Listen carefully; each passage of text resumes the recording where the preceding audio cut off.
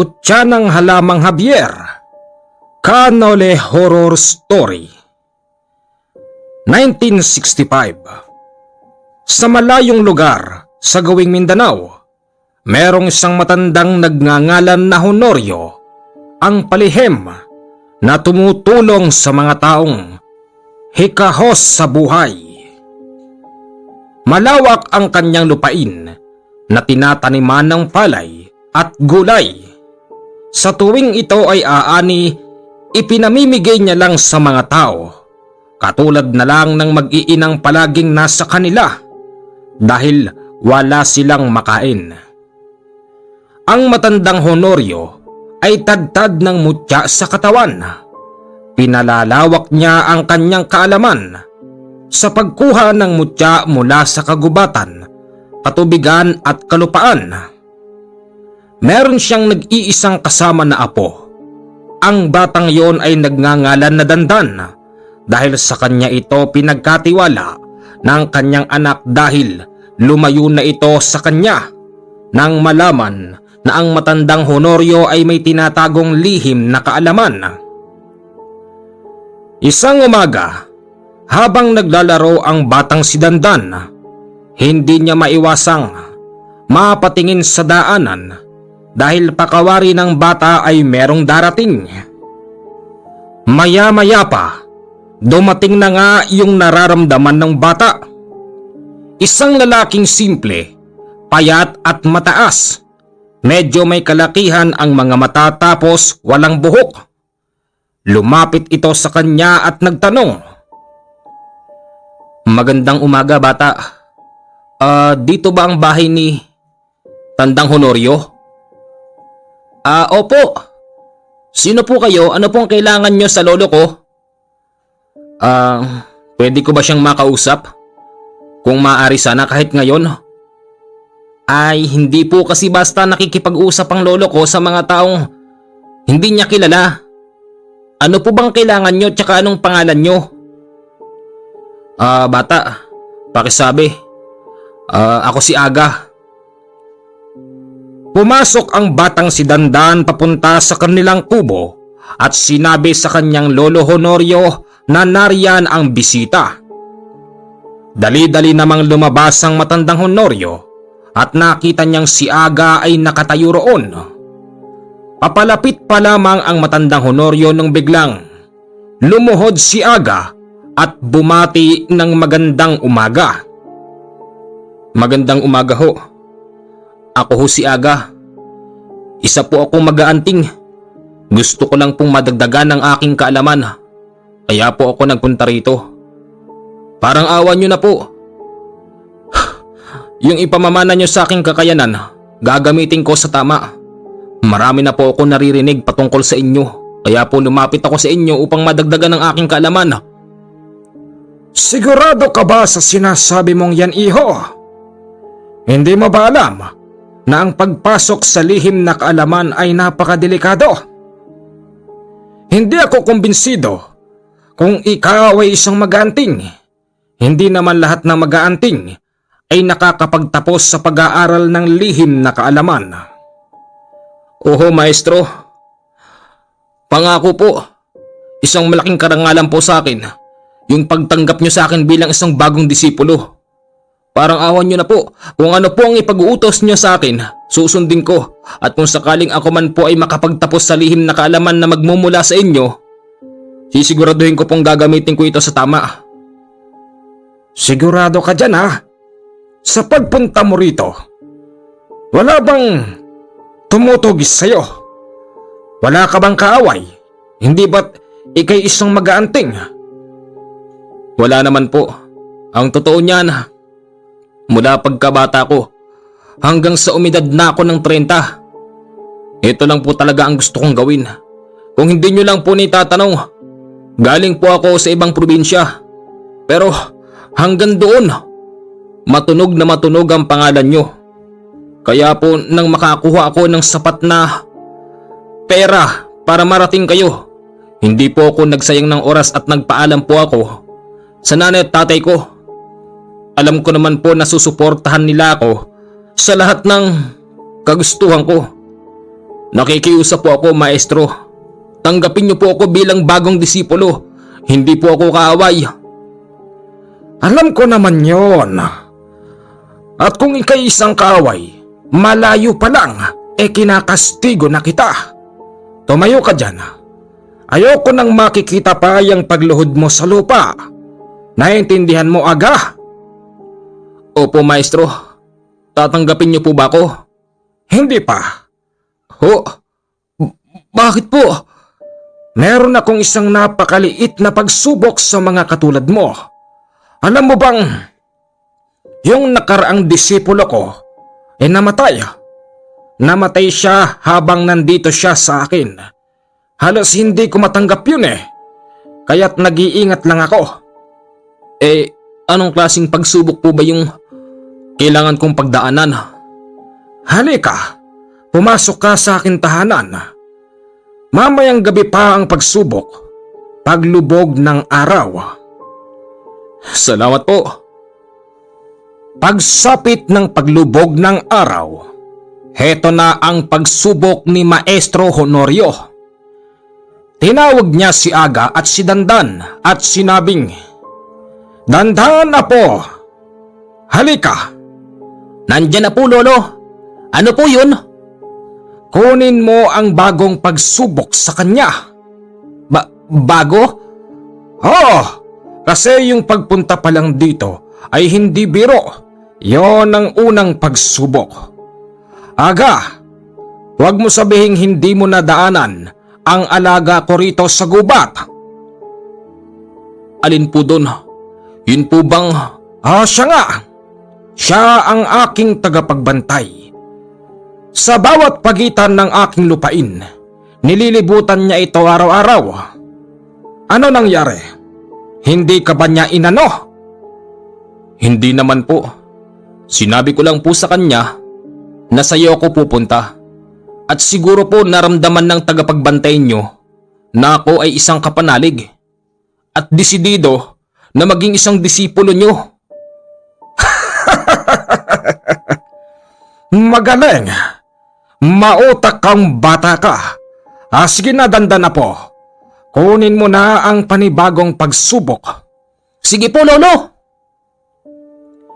Nagulat noon si Aga sa kakayanan ng batang si Dandan dahil isang napakalaking drama ang bitbit ng bata. Kung tutusin yung ganong klase ng bata ay hindi kayang buhatin yung isang drama. Nilapag ito ni Dandan sa harapan ni Aga at sinabi ni Maestro Honorio yung, "Nakikita mo ba yung balon na yon?" Po, ano pong gagawin ko po sa balon, Maestro? Halika, sumama ka sa akin. Napansin mo ba yung tubig halos masaid-said na? Opo. Bakit po? Ganito ang gawin mo. Sumalok ka ng tubig. Gusto ko, salukin mo ng isang salok lang. Tapos, sumalok ka gamit ang bunganga mo habang yung tubig ay nasa timba. Tapos, punuin mo yung drum gamit yung bunganga mo. Oh? Bakit nang lalaki ang mata mo? Sigurado ho ba kayo, Maestro, na ito ang... Hindi. Biro lang. Apo! Ano po yun, Lolo? Magsalok ka na, Apo. Punuin mo ng tubig yung drum para meron tayong ipangdidilig bukas ng umaga. At ikaw, Aga, halika, sumama ka sa akin. Sige po. Saan po ba tayo pupunta? Basta sumama ka sa akin. Ito ang una, pangalawa at pangatlong pagsubok ko sa iyo. Halika. Pagsama ni Dandan sa matandang Honorio, nagulat siya sa kanilang pinuntahan dahil para bang normal lang ang paligid. Andito na tayo. Po, Maestro, ano pong gagawin natin dito sa gabi? Sige, susubukin kita. Kapag natagpos mo ito, tanggap ka na bilang bagong disipulo. Nakikita mo ba ang maliwanag sa gawiroon? Wala po. Sigurado ka? Opo, hindi po talaga. Sige. Meron lang kinumpas ang matanda. Tapos maya-maya pa yung itinuturo niyang maliwanag sa gawiroon ay papalapit na sa kanila. Paglapit nun, agad na binalutan noon si Aga. Isa pala itong damit na lumulutang na napakaliwanag sa dilim. Sigaw ng sigaw si Aga hanggang sa nawalan ito ng malay. Kinabukasan nagising na si Aga at nagulat siya sa kanyang kasuotan dahil nagbago na ito. Maestro, ano po nangyari? Tanggap ka na. Tanggap na po ako? Hindi ka yata makapaniwala. Hindi nga po. Ano tong suot ko?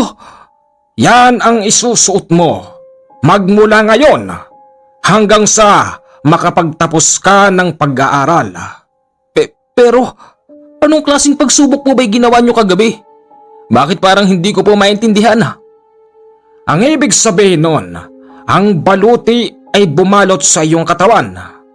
Kaya siya bumalot sa iyo dahil ikaw ay karapat-dapat. Hindi ko po kayo maintindihan eh. Kasi kung hindi siya bumalot sa iyo at tumagos lang siya sa katawan mo, malamang patay ka na. Siya ang tagapagtanggap ng mga bago kong disipulo. Tanggap ka na, Aga. Ganon lang ako kasimple tumanggap ng bagong mag-aaral. Sa pamamagitan ng pagsusulit ng baluting yan, diyan ko nalalaman kung gaano ba katatag ang iyong katawan at kung gaano ba kadesidido ang sarili mo na matuto. Yun po ba? Paano po kung hindi po ako desidido? Paano po kung nagkukunwari lang po ako? Di mamamatay ka. Mamamatay ka, Aga, kung niloloko mo ang sarili mo. Ay nako, salamat po. Maraming salamat po. Ito ang simula ng pagiging disipulo ni Aga kay Maestro Honorio. At dito rin nalaman ni Aga ang mga misyon ng maglolo. Katunayan, napahanga noon si Aga sa ginawa ng kanyang Maestro Honorio at sa apo niyang si Dandan. Dahil kahit na napakalakas ng ulan at hangin ng isang gabi, nagawa nilang sumugod sa kabayanan upang puntahan yung taong nagwawala. Ang nakita noon ni Aga, hinataw-hataw ng taong nagwawala si Maestro Honorio, pinabayaan niya lang ito. Tapos, biglang napahinto ang lalaki at kinuha na lang ni Maestro Honorio harap-harapan yung panaga nito at sinabing, "Umuwi ka na, iho." Nang sabihin yon ng maestro niya, bigla na lamang yung naglakad na para bang walang kaalam-alam. At sa gabing yun, dito ay tinungo nila yung taong para bang mamamatay na kasi nakahiga tapos dilat ang mga mata. Nag-iiyakan ng mga mahal nun sa buhay. Pero nang ito ay himasin ni Maestro Honorio tapos may ibinulong, maya-maya pa ay bumangon ito at marami siyang isiniwalat. Ayon sa lalaking yon, siya daw ay napunta kung saan-saan hanggang sa nang makakita siya ng liwanag na bumalot sa kanyang katawan. Nakita niya na lang ang kanyang sarili na nakahiga na naghihingalo na. Ang totoo noon, ang lalaking yon ay malapit na palang kunin ng nilalang na nakatira malapit sa kanilang tahanan. Ganun po kayo kalakas, maestro? Ganon talaga. Simple lang yung nakita mo. Nakita mo naman na kahit nakalakasan ng ulan, kahit na napakalakas ng hangin, hindi ito naging balakid para hindi kami makatulong. Aga, ito lang ang paunang makikita mo. Marami pang iba. Salamat po talaga dahil tinanggap niyo ko. Fast forward po tayo. Lumipas ang kalahating taon. Marami nang natutunan si Aga. Katulad na lamang ng pakikipaglaban sa kumbate espiritual at meron din sa kanyang ipinasa na parabang pangil.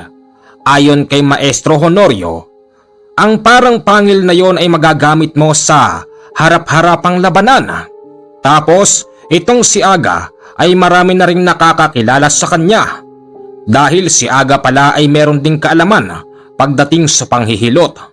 Kapag hinilot niya ang isang taong merong pilay, bigla na lamang na igagalaw yung part ng buto na hinihilot ni Aga, tapos pinapahiran yon ng langis na nanggaling sa bao na walang mata. Itong langis na to ay gamit ng matandang Honorio. Kapansin-pansin na parabang napakasobrang himala at matalinhaga ang binibitawan ng matanda, lalong-lalo na ang mga kakayanan nitong hindi mo basta makikita kung kaninong albularyo. Isang araw, ito yung araw na kailangan nang ipapitas ang mais. Nag-utos si Maestro Honorio kay Aga at kay Dandan na pumitas ng isang sako dahil alam ng matanda na merong manghihingi. Dali-dali namang sumunod ang dalawa. Habang namimitas sila, tinatanong ni Aga kung bakit ipamimigay lang yung mga mais na pinipitas nila. Ganun po kasi ang Lolo Honorio. Alam niyo po, Kuya Aga, hindi lang ito ang pinamimigay namin. Tsaka kung wala mang darating, tiyak na bababa tayo ng baryo tapos tayo mismo ang mamimigay sa mga tao. Ganon kabait ang lolo ko. Kaya nga po maraming natutuwa sa kanya eh. Talaga? Kung ganon, yung lolo mo talaga mamahalin ng mga tao. Opo, talagang ganon. Hindi nga lang po yan eh. Ultimong yung kakainin na lang namin ng Lolo Honorio, ibinibigay niya pa sa mga lumalapit. Habang namimitas sila, nariyan na ang mga taong manghihingi. Kaya't sinigawan sila ng matanda na bilisan ang pamimitas. Dalian nyo! Aga! Dandan! Nandito na yung mga tao! Opo, Lolo, nandyan na po! Nagpapasalamat ang mga taong yon. Tapos yung isa ay merong nabanggit. Ang sabi buntis daw ang kanyang kapitbahay. Tapos sa gabi-gabi ay para bang may dumadalaw. Sige. Gagawin kami ron mamayang gabi. At kung sino man niyang dumadalaw na yan, titiyakin ko sa inyo na hindi na siya babalik kailanman. Kinagabihan, dumalaw nga sila sa bahay na yon at inabutan nilang kasalukuyan na nagle-labor na yung kapitbahay niya. Si Maestro Honorio at Aga ay nasa labas habang ang batang si Dandan ay nasa loob. Aga! Ano po yun, Maestro? Pakiramdaman mong maigi. Baka nariyan ang dalaw, baka dyan dumaan. Opo, Maestro. Sige po. Nalingat lang ng konti si Aga nang biglang may nakapasok na palang tao na hindi nila kilala. Pinapanood ng matandang yon kung paano mag-labor yung buntis. At sino ka? Paano ka nakapasok dito? Aga! Nakapasok to nang hindi mo alam? O, Maestro, hindi ko po napansin. Sino ka? Anong karapatan mong pumasok dito? Nakita mong may nanganganak. Lumayas ka, baka maging kamukha mo pa yung bata. Di umalis. Sabi mo Yung taong yon ay hindi gusto ni Maestro Honorio yung klase ng nararamdaman niya. Pakawarin niya ay meron itong tinatagong lihim at pakawarin niya ay hindi ito basta-bastang tao dahil kaya niyang itago ang kanyang presensya kay Maestro Honorio. Aga, nalusutan ka nun. Paano kung ayoko nang maulit yan? Opo, Maestro. Hindi na po talaga. Ayoko na pong magkamali sa ikalawa o ikatatlong pagkakataon. Baka mamaya hindi nyo na po ako tanggapin uli. Talagang hindi na. At alam mo bang, sa nangyaring yan, maaaring ikamatay mo pa. Mag-iingat ka. Opo. Ang hindi nila nalalaman, yung lalaking nakapasok ay si alias Kelat. Si Kelat ay isang mataas na uri ng gabunan. Isa ito sa lihim na nagmamanman sa kanila dahil hindi na nito nagugustuhan ang pagsikat ng pangalan ni Maestro Honorio. Ngayon, dumako naman tayo kay Kelat at sa kanyang mga kasamahan. Liliwanagin lang po natin, ito po ay mga alias lang. Hindi po natin babanggitin ang mga tunay nilang pangalan dahil magpahanggang sa ngayon ay nabubuhay pa ang mga kamag-anakan ng mga yon. Baka madinig, yari tayo pare-parehas. Anong nangyari, Kelat? Nakita mo ba doon? Yung matandang Honorio tapos yung Aga? Nakita ko. Huwag kang mag-alala. Para kasing wala akong tiwala sa'yo. Nandoon ka na, bakit hindi mo pa hinugot yung bata? Hoy Bungko, kung makapag-utos ka, akala mo ikaw ang namumuno sa ating tatlo. Bakit hindi ka pumunta ron? Tama na nga yan, Bungko, Kelat. Magpaplano tayo kung paano natin ililibing ng buhay ang matandang yan. Isama na rin natin yung batang si Dandan, pati yung pakailamerong si Aga. Walang kwentang antingero. May tanong ko lang po, kailan ba natin sila susugurin? Masakit na ang tenga ko diyan sa matandang Honorio na yan. Huwag kang mag-alala, Kelat. Meron na akong pinakalat na mga kalahi ko. Kaunting panahon pa, makakakuha tayo ng pagkakataon. Kung ganon, Nanang Bakani, ako ang papatay dyan sa matandang yan. Huwag kang papakasiguro, Bungko. Hindi mo alam kung anong kayang gawin ng matandang yon. Mula katubigan, kagubatan at kalupaan ay kinukuhanan niya ng mutya. Marami siyang kayang gawin nang hindi pa natin nalalaman. Huwag kayong mag-alala. Dahil siya nagpakalat nako ng aking mga kalahi, malalaman natin kung ano ba yung iba pang natatagong kakayanan ng matandang yon. Sige. Hindi na ako makapag-antay pa sa araw na yon. Lumipas pa ang isang buwan. Etong si Aga ay marami ng kaalaman. Maestro, pakawari ko, yung pinaparinig niyo sa akin mukhang malapit na ako magtapos. Ganun lang po ba talaga kadali yun? Hindi po ba medyo mas hahaba pa ang pagsasamahan natin? Aga, sinasabi ko sa iyo ang totoo. Kung kinakailangan nga kahit ngayon magtapos ka na. Bakit naman po? Aga, hindi kita pwedeng pasahan ng lahat ng aking kaalaman. Delikado ang buhay mo. Nararamdaman ko na merong 3 Poncio Pilato ang matagal nang nagmamanman sa atin. Kaya kung maaari ay tapusin na ang pag-aaral mo. Hindi po, maestro. Kung sino man sila na gustong sumubok sa atin, nandito po ako. Sasamahan ko kayo sa anumang laban. Sigurado ka? Ang gusto kong mangyari, mamuhay ka pa ng mapayapa. Mabuhay ka ng mahaba, makatulong ka sa kapwa. Ang laban ko ay akin lang. Walang kinalaman dito ang aking mga disipulo. Siya nga naman po, Kuya Aga.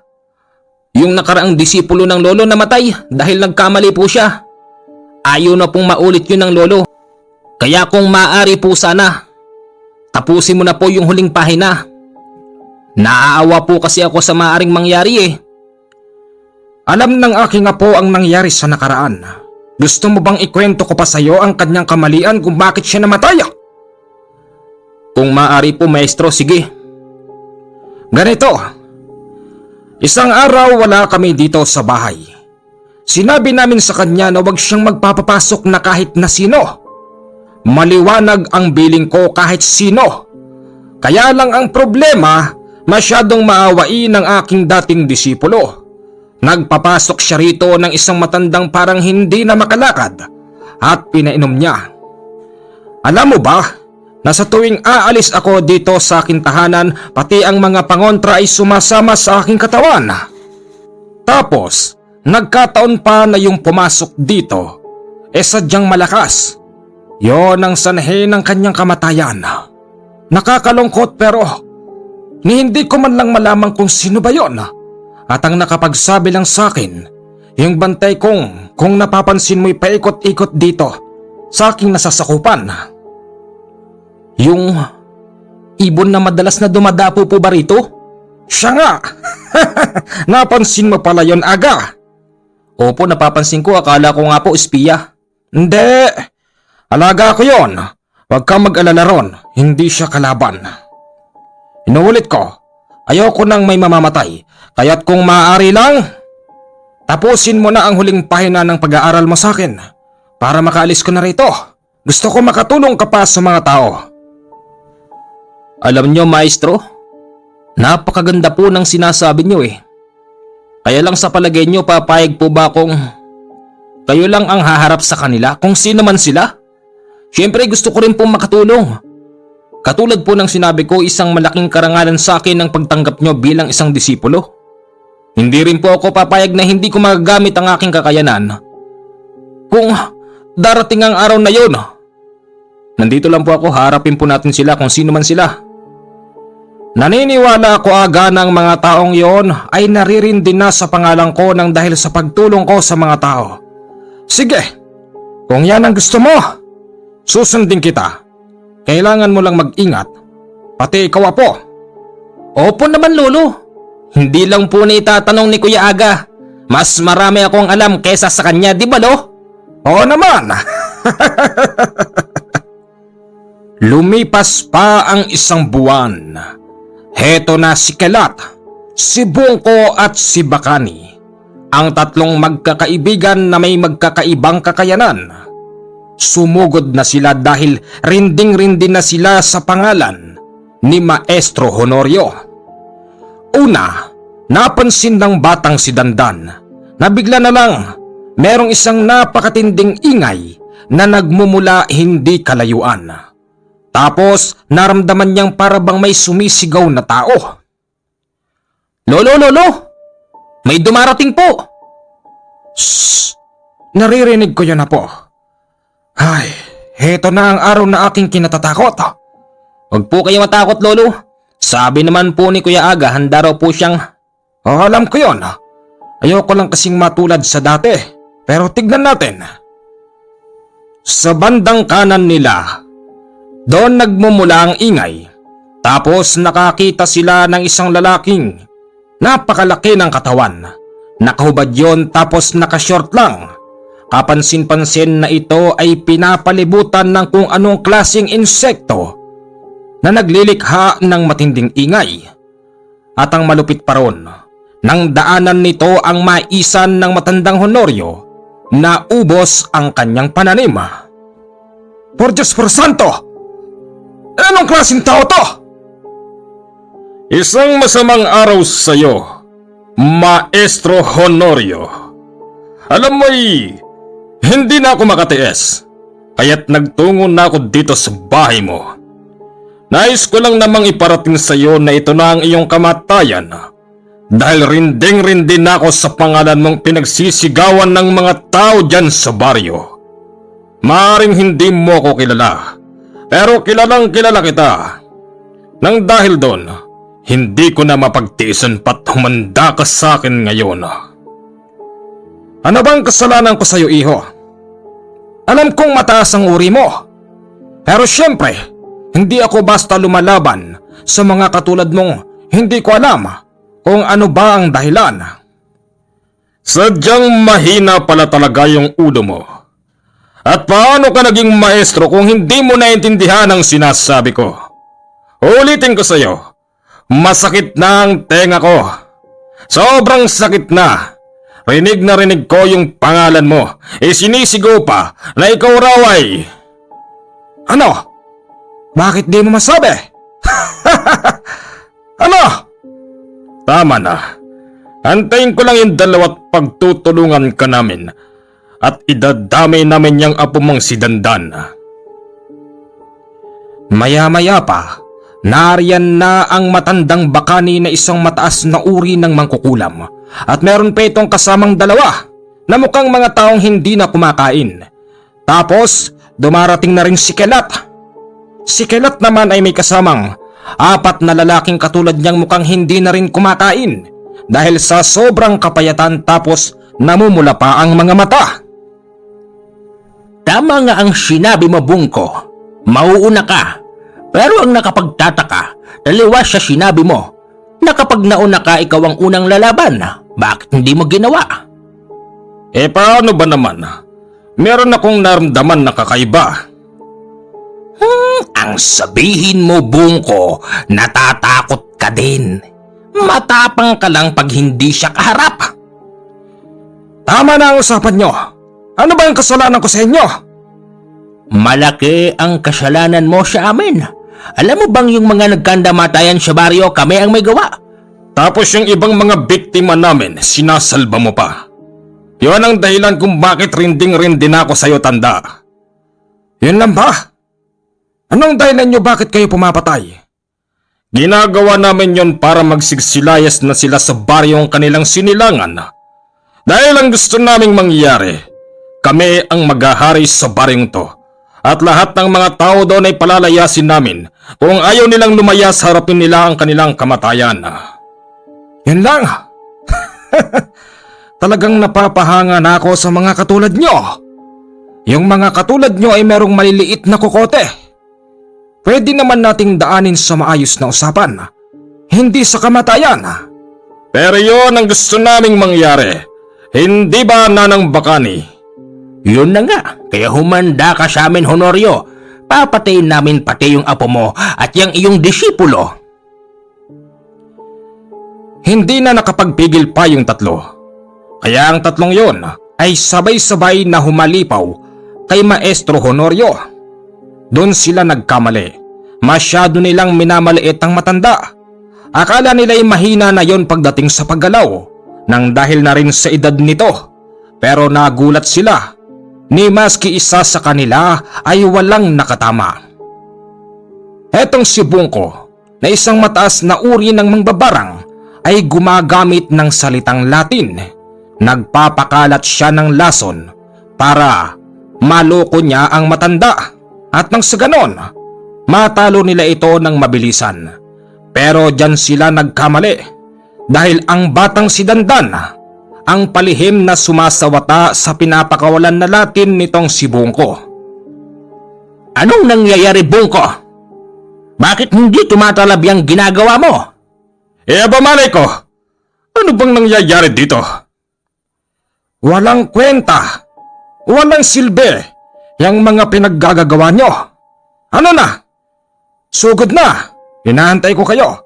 Huwag niyong mamaliitin ng isang matanda. Mas marami akong kayang gawin kesa sa inyo. Tama na nga ang pautot. Ako na ang lalaban. Tumabi ka, Bungko. Si Kelat ang nagsasalita. Sa pamamagitan ng pagkumpas nito sa hangin ay sumugod ang kasama niyang mga payat na tao. Nagulat sila dahil ang matandang Honorio ay merong nilabas na latigo. Tinamaan sa lieg ang sumugod sa kanya na mga kalahi ni Kelat. Pagkatapos noon, humandusay sila sa lupa at dere-deretsyong umagos ang kanilang dugo. Kapansin-pansin din na nanginginig ang katawan nila habang umaagos ang sarili nilang dugo, na pinagtakahan naman ng tatlo kung bakit paano nangyari yon. Hoy Kelat, wala naman palang silbi ang mga kalahi mo eh. Tignan mo, kinakain na sila paunti-unti ng lupa. Hoy, tanda, anong ginawa mo sa mga kalahi ko? At bakit? Anong bakit? Hindi mo kasi alam kung ano ang nakalagay sa latigo. Tignan mo. Yan ang... Oh, ito nga. Alam mo rin pala ang nakalagay dito. Kung ganon, hindi tayo mananalo sa ganyang klase ng pakikipaglaban. Bungko? Ano po yan? Kilat, bakit? Tumabi kayong dalawa. Ako na ang bahala. At nagyayabang pa ang matandang to.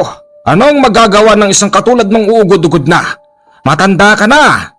Magretiro ka na! Gusto ko lang sabihin sa'yo, matandang Honorio. Ako lang naman ang pumatay sa dati mong disipulo. Ano?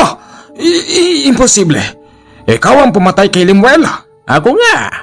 At ako lang naman din ang pumasok sa tahanan mo upang patayin siya. Hindi ba't 3 taon pa lang ang lumilipas? Siguro naman sariwa pa sa isip mo yung mga sinumbong sa iyo ng mga alaga mong ibon. Siya nakapagsabi sa akin. Mabuti na lang at sinabi mo yan. Nang dahil dyan, mas lalong uusbong ang galit ko sa'yo.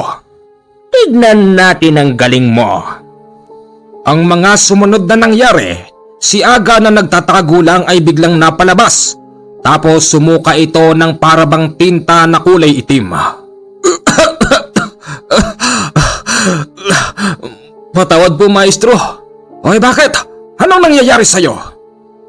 Ano ka mong nangyayari sa kanya? Hindi mo maintindihan, Honorio. Akala ko ba'y malakas ka? Akala ko ba'y mapoprotektahan ka ng mga mutya mo sa katawan? Anong ginagawa mo sa kanya, Bakani? Simple lang. Isang simpleng pagpapakalat lang ng lason sa pamamagitan ng aking usal sa kaisipan. Ganon? Apo, nasaan ka dandan? Lolo, nagsusuka rin po ako ng tinta. Ano? Sa pagkakataon na ito, tandang Honorio, wala ka nang mapupuntahan pa dahil yung mga kasama mo ay mauuna pang mamatay sa'yo. Pumanda ka. Tignan natin ngayon ang galing mo, hindi ba? Kilat? Oo na. Ipakakain ko kayong 3. Maya-maya pa, may mga nagdatingan pa na mga kalahi ni Kilat. Mas nakakatakot ang itsura nun. Kung kanina ay mga payat na taong parang hindi na kumakain, ngayon yung mga nagdatingan ay mga nagtatabaan tapos ang itsura nila ay kakaiba. Para silang nagmana sa unggoy. Tad-tad ng balahibong kulay itim ang kanilang mga katawan. Tapos ang mga ilong nila ay lubog. Kapansin-pansin din na yung mga mata nila ay kakaiba. Nagahalong berde at dilaw. Tapos merong isang maliit na itim sa gitna. Sige na. Tapusin nyo na ang mga yan. Huwag kang makikialam, Bungko. Wala ka namang silbi bilang isang mangbabarang. Sige. Pag napatay mo ang matandang to, talagang mapapahangan na ako sa'yo, Kilat. Sa pagsugod ng mga kalahi ni Kilat, ang inuna nila si Aga. Lahat ng mga natutunan niya kay Maestro Honorio ay kanyang ginamit. Pero hindi pa rin ito sapat. Kaya't nang madampot si Aga ng ilang gabunan, agad siya nitong nilantakan. Napakasarap pala ng mag-aaral mo, Honorio. Tigilan mo siya! Lumayo ka! Naputulan ng isang kamay si Aga. Tapos ang kanyang leeg ay merong malaking kagat. Tapos ang likuran nito ay tadtad din ng kagat. Maestro, hanggang sa huling sandali hindi ko po kayo iniwan. Hindi ka mamamatay. Hindi ka mamamatay. Apo! Sinong apo? Ito ang apo mo. Dampot ko na, Honorio. Bitawan mo ang apo ko! Kung ayoko. Hoy matandang Honorio, nasaan na yung mga pinagmamalaki mong gabay ng mutyang nakabaon sa katawan mo? Hindi ba't mula sa kalupaan, katubigan at kagubatan ay sinusuyod mo ang lahat ng yan para makakuha ka ng mutya? Nasaan na? Walang kuwenta. Honorio, ngayon, hawak-hawak namin ng apo mo. Alam kong meron ka pang tinatago pero wag mo nang subukan. Papatayin namin ng apo mo kapag hindi ka sumuko. Wala naman akong kasalanan sa inyo. Bakit ba ginagawa niyo sa akin ang mga bagay na ito? Wala kang ang kasalanan sa amin pero naririndi na kami. At ang gusto naming mangyari, kami ang maghari sa lugar na to. Sumuko ka na, Honorio. Napasuko na nga lang noon ang matandang Honorio. Tama naman ang sinasabi ng matandang Bakani. Talagang meron pang ilalabas na lakas si Maestro Honorio, kaya lang sa pagkakataon na yon, walang dumarating na kanyang gabay. Itinali nila ang matanda, pati na rin ang bata. Tapos si Aga ay malapit nang mawalan ng buhay. Sa gabing yon, nagdiwang ang tatlo. Yan ang gusto ko. Panalo na naman tayo sa labanan. Hoy Honorio, alam mo bang nung nakaraang buwan, katulad mo, isang matandang maraming baon na mutya sa katawan ang pinagsasaan ng aking mga kasama. Sila rin yang kumain sa kamay ni Aga. Maya-maya lang, babalik sila at kakainin nila yung Aga mo. Isasama ko na rin ang apo mo. Siyempre, pati ikaw. Gusto kong kumain ng katulad mong matandang makunat, yung mas makunat pa sa kalabaw. Gawin niyo ang gusto niyo. Gawin niyo. Habang nakatali noon ang matandang Honorio, nakapikit ito tapos meron siyang sinasambit. Yung mga katagang, humihingi siya ng tulong. Pero dahil sa gabi yon, pakawari niya'y kahit isa sa kanyang kapanalig ay walang makakadinig sa kanya.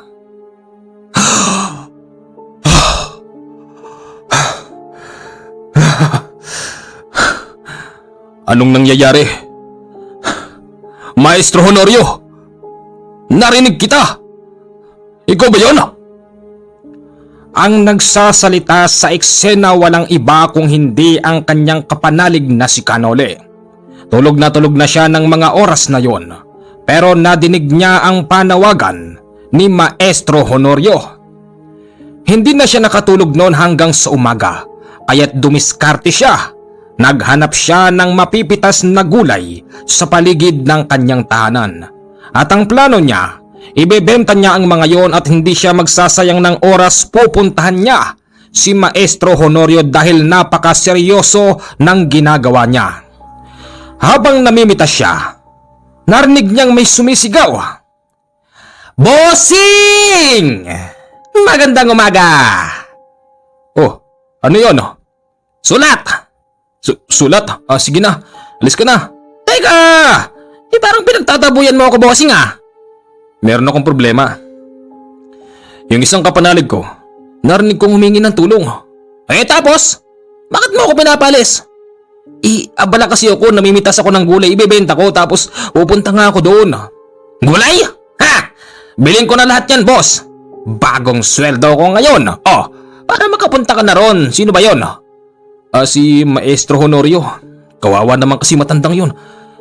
Seryoso yung nangyayari sa kanya. Talaga ba bibili mo gulay ko? Oo naman! Para namang di mo ako kabisado, bossing. Magkano ba? Yung sapat na pamasahe lang. Salamat. Bago umalis noon si Canole, muli niyang nadinig yung panawagan ni Maestro Honorio. Ang sinabi nito, halos mauubusan na sila ng dugo. Dahil sa buong lumipas na magdamag ay kinakagat sila paunti-unti ni Kilat at ng kanyang mga kalahi, dahilan kung bakit nahihigop na ang mga dugo nila. Ganon. Huwag kayong mag-alala. Magdadala ako dyan ng mutya ng halamang Javier. Pumunta si Canole sa gawing likuran kung saan nakabaon yung kanyang garapon. Dahil doon lang naman niya nilalagay ang mga mutya ng halamang Javier. Dali-dali niya itong kinuha tapos umalis na. Bossing! Sabay tayo, boss! Huwag na! Nag-apura ako eh. Sama ako, bossing. Dagdagan ko pa yung pera mo eh. Salamat. Makalipas ang buong maghapon na biyahe, narating na ni Canole ang lugar ni Maestro Honorio. Ikinagulat ito ni Bakani na isang mangkukulam at ni Kilat na isang gabunan at ni Bungko na isang mataas na uri ng mangbabarang. Tao po! Sino kayo? At anong ginagawa niyo rito? Paano nga? Hoy! At sino ka ba? Halika nga rito! Wala kaming makain eh. Baka pwedeng kainin ka na namin ngayon.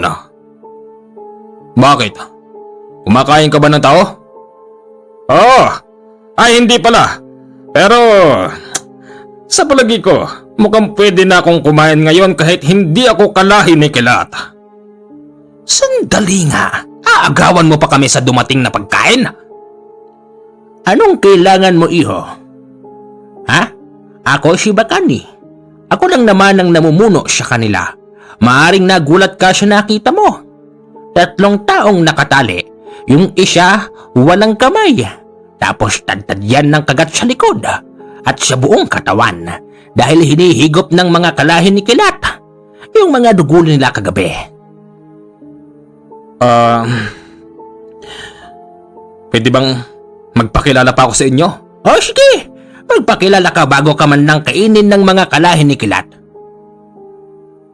Ako si Nole. O tapos, dalian mo! Nariyan na ang mga kalahin ni Kilat. Nagpunta ako rito para pagpapatayin kayo! Aba! Matapang! Talagang matapang. Kilat, ipakain mo yan sa mga kasama mo. Kung inaakala niyong kaya niyo akong kainin ng ganun lang kadali, diyan kayo nagkakamali. Nagulat sila sa mga sumunod na nangyari dahil para ba silang nabulag sa pagkakataon na yon. Nagbago yung itsura ng paligid. Kung kanina puro puno, ngayon purong puti ang nakikita nila tapos hindi sila makagalaw. Lumakad si Kanole papunta sa 3 taong nakatali sa likuran. Ang una niyang nilapitan, si Maestro Honorio.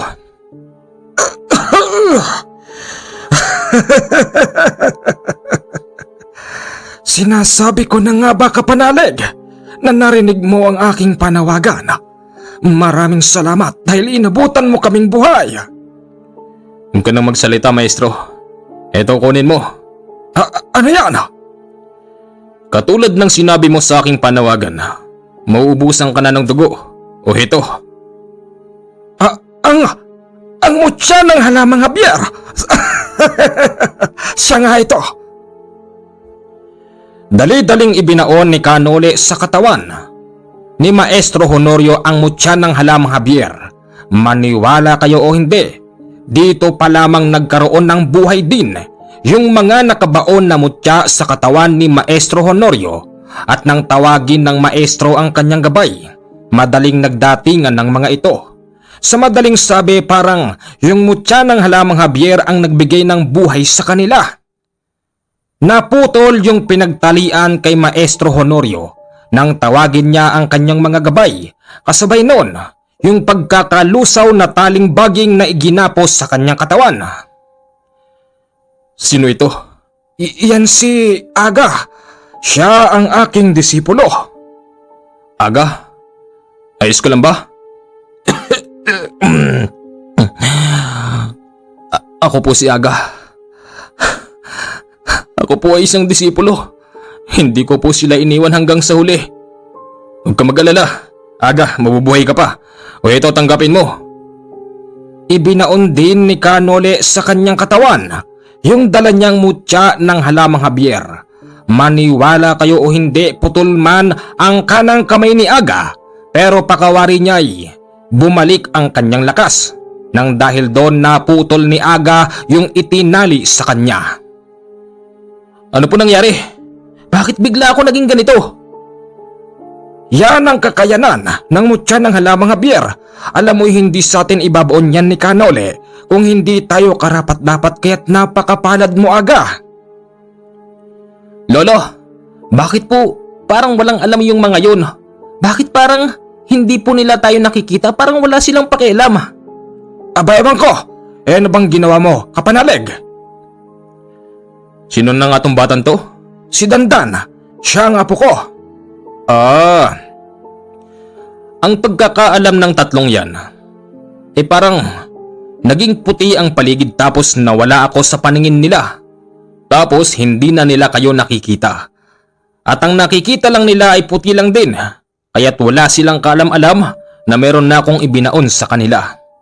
Wow! Talaga po! Oo naman talagang talaga. Ngayon, sabay-sabay nating haharapin ang mga taon to.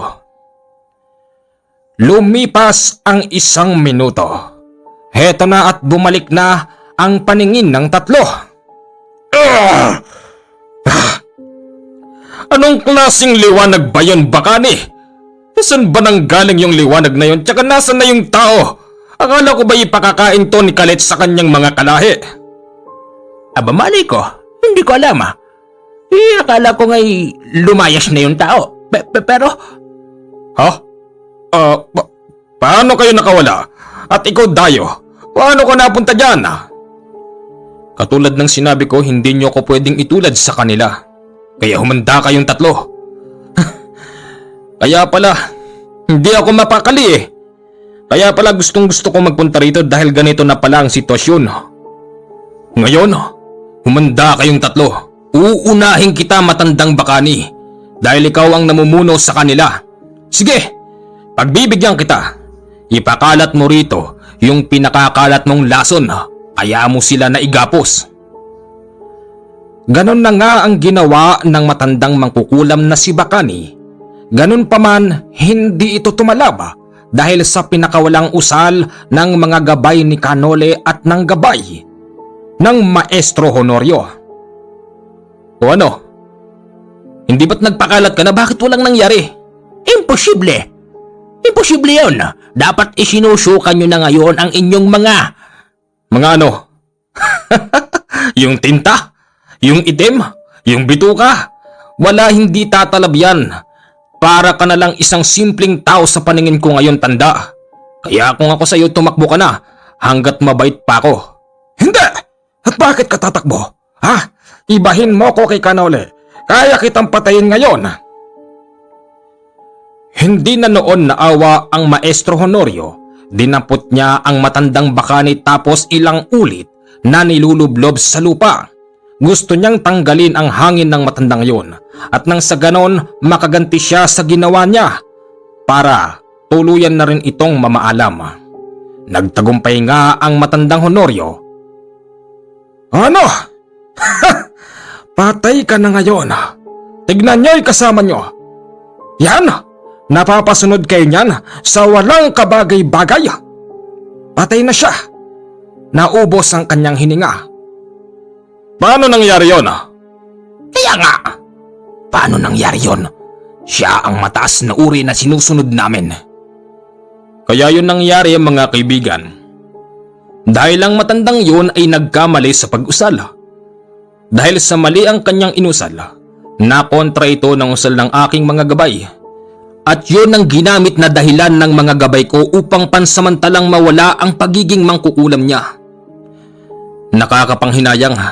Dapat nga, Maestro Honorio, hindi mo siya nilublob sa lupa. Pwede pang magbago yun Magbago? Hindi mo ba alam, Dayo, na marami nang pinatay ang matandang yon? Dapat lang din sa kanyang mamatay. Alam mo bang, matagal na akong galit din sa matandang yon.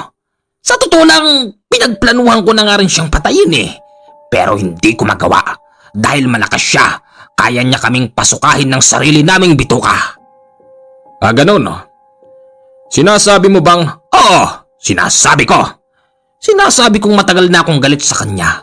At hindi nga magtatagal Kaming dalawa ni Bungko ang papatay sa kanya. Dahil matagal niya na kaming inalipin. Hindi ba, Bungko? Ha? Totoo yun. Huwag niyo kaming pinag-uuto. Kaparehas niyo lang din siya na dapat na mamatay. Sa galit noon ng matanda, sa dalawa, kumuha ito ng itak sa loob. Yung itak na yon ay para bang nagbabaga dahil umuusok to. Nang makita yon ng dalawa ay dali-dali silang nagtatakbo. Pero unang nadapa si Bungko dahil may humawak sa kanyang paa mula sa lupa. Hoy! Bitawan mo ako! Anak ng... Yan. Kinakarma ka na, Bungko. Sa dami ng napatay mo bilang isang mangbabarang, yung mga nilibing niyong buhay, naghihiganti na sa inyo. Huwag mong isipin na ako ang may gawa niyan, hindi ko alam kung sino ang mga yan.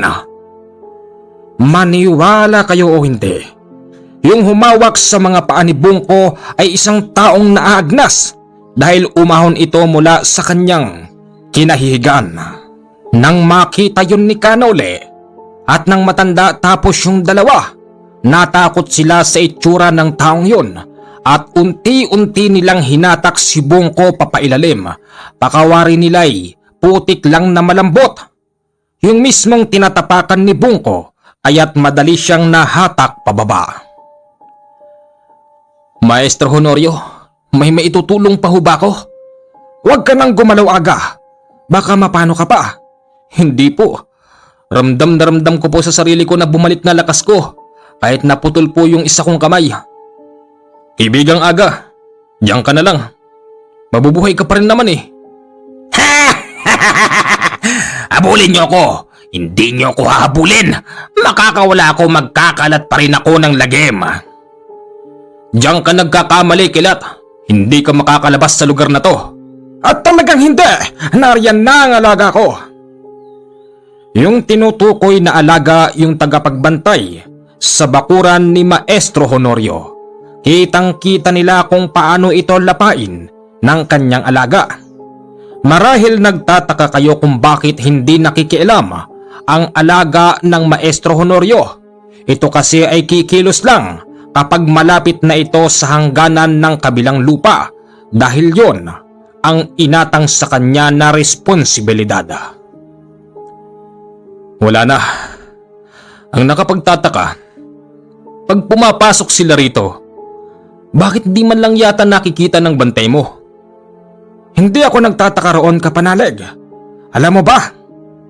Kaya lang naman sila hindi nakikita dahil hindi nila, ano bang tawag doon? Hindi sila nakikita ng tagapagbantay ko. Ganun ba? Ganun nga. Salamat, Kapanalig, sa pagpunta mo rito. Kung hindi dahil sa iyo, baka na paano na kami? Ano nga ho uling pangalan nyo? Nole. Ako si Nole. Kapanalig na Nole. Nagpapasalamat po ako kasi nadugtungan pa yung buhay ko. Sa ganitong kalagayan ko po ba, maaari pa akong... Oo. Maaari ka pang mabuhay. At hindi hadlang yang putol na kamay mo para hindi ka makatulong. Tandaan mo, meron kang mutya ng halamang Javier sa katawan. Nang dahil dyan, makakatulong ka pa at kung ano man ang responsibilidad mo, natitiyak ko sa iyo na magagampanan mo yan ng maayos. Lolo! Ano pong gagawin natin sa mga lusak-lusak na katawan ni Kilat? Tapos, ito pang iba Kunin natin. Itapon natin sa rumaragas ang tubig. Tama ba ako ron, Kanole? Tama ka doon. O sige na, pagtulungan natin. Salamat sa aking mga gabay. Salamat sa itaas dahil hindi nila tayo pinabayaan. Salamat din sa iyo, Kanole. Ikaw ang naging instrumento para madagdagan pa ang buhay namin. Labis kong ipapasalamat sa iyo yung ibinigay mo sa aking mutya. Ito ang isang dahilan kung bakit nagdatingan din ang mga gabay ko. Walang anuman yun. Hindi ba't ipinangako ko na sa iyo noong araw na kapag nagkita tayo, bibigyan kita ng mutya ng halamang Javier. May bonus pa. Nabigyan ko pa si Aga. Okay, isang magandang araw po. Tapos na po ang ating kwento. At update lang din po kay Aga. Tuluyan po siyang naging isang magaling na katulad ni Maestro Honorio. Tapos, hindi po naging hadlang sa kanya yung putol na baraso niya. At yung bata naman po na si Dandan ay naging ganun din. Dahil bago po umalis si Kanole sa bahay nila, si Dandan ay binaunan din ni Kanole ng mutya ng halamang Javier. Marami po itong kayang gawin. Katulad po ng nasa kwento. Hindi lang po yan, napakadami pa. Si Dandan po ngayon ay namamayagpag sa kanilang probinsya at kinikilala po nila. Ngayon, kung gusto niyo naman pong malaman kung tagasan ba si Dandan at gusto nyong matulungan niya kayo, mag-PM po kayo sa aking Viber na 5230887. Sana hindi po ako nagkakamali sa address na nakasulat dito para po mapuntahan nyo rin. Malay nyo, malapit po siya sa inyo, di ba? Hanggang dito na lang po ang kwento natin sa araw na ito. Masama po kasi yung panahon kaya po ngayon lang po tayo nakapaglapag. Maraming salamat po at abangan nyo po ang susunod na kwento bukas.